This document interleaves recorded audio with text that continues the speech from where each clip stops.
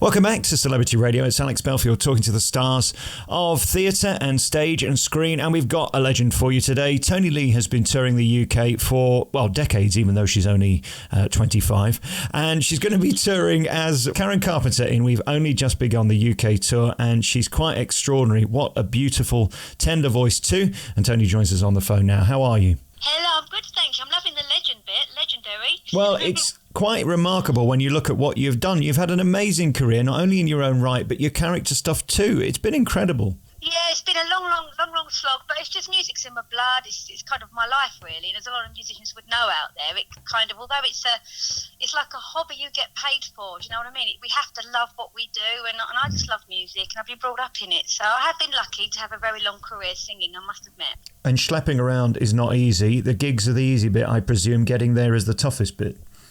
Yeah, people think, sometimes they do say, you don't do much, just standing looking pretty and singing. It's an easy job. I'm like, no, it isn't. It's all the stuff behind the scenes, and a lot of my own solo work is self-promoted, so I have all that side of it, and obviously travelling, the equipment, and I'm my own sound engineer. Obviously not on the theatre shows, because we have all that laid on for us, but anyone out there would know what it's like. It's a tough job, but we do it because we love it, so we wouldn't do it otherwise. So there's a gorgeous sort of transparency and clarity and mellifluousness to your voice, and of course you need that for KARIN Carpenter, possibly the greatest female voice in history ever. I'm not far off, am I? No, I must admit, I fell in love with KARIN from a very young age, obviously 21 years ago.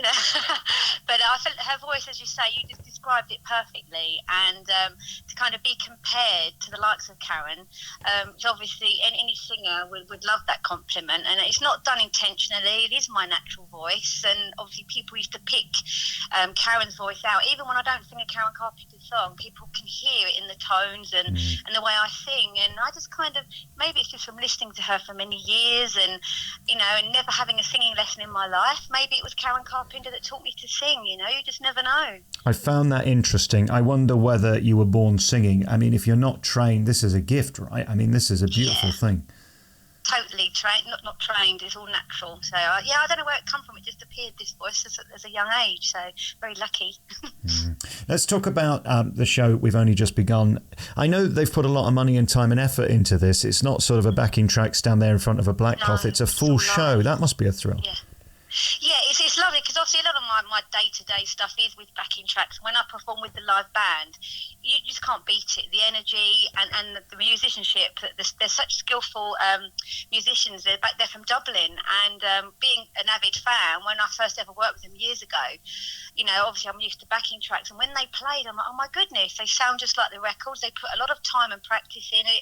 We kind of create magic on stage, and it is great to do it all live. And a lot of tributes out, they do use part track, and I always keep saying on stage, this is all live, and when there's something that goes wrong, not that it goes wrong very often, it goes wrong, and that's live for you. But they're absolutely phenomenal, almost perfect to what they play, and it's a real pleasure and honour to have such an amazing band. I've tried to sing at karaoke the odd Carpenters song, and I've given up. It's a bit like ABBA. You think you can sing them until you try. These are not easy songs. They're mostly very low and very high, aren't they? Yeah, it's very rangy. I am lucky to have the same vocal range as KARIN. She's 4 octaves, and obviously she hits some really bottom notes and some very top notes, and I've just been very lucky that I can naturally. Obviously it's the experience. It's like, your voice, your vocal cords are a muscle, and the more you sing, and over the years my voice has progressed, and because I'm used to singing KARIN, my lower range is got even stronger, and doing the live shows, the projection of that lower register is a lot easier, obviously, with practice, and it is hard, but I say it isn't for me, because I wouldn't be doing it otherwise, but I must admit, you're right there, totally. I always ask people like Catherine Jenkins and Russell Watts and West End stars, how tough is it being you to wake up in the morning and sound like you? Because if you're not on form, the whole audience is going to know. There's an immense pressure, and I guess to find an understudy who could just cover you is not going to be easy. not at all. I've been in that situation where I have been really ill, and I'm one of those people that I won't give up. I don't want to let the audience down. And I have performed a show really ill with bronchitis and tonsillitis. You wouldn't believe it. And I'm like, I can't do this. But I didn't want to let anybody down.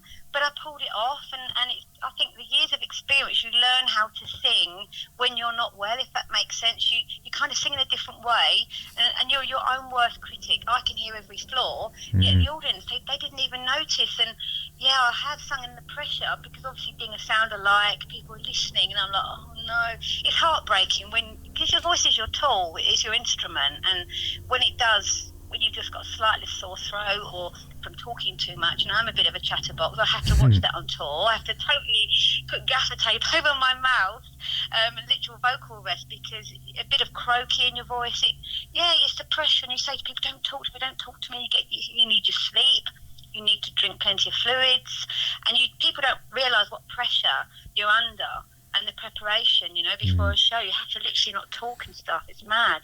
But I guess this is a world that you've been around your entire life, because you're from sort of showbiz stock. Your dad was in show business too.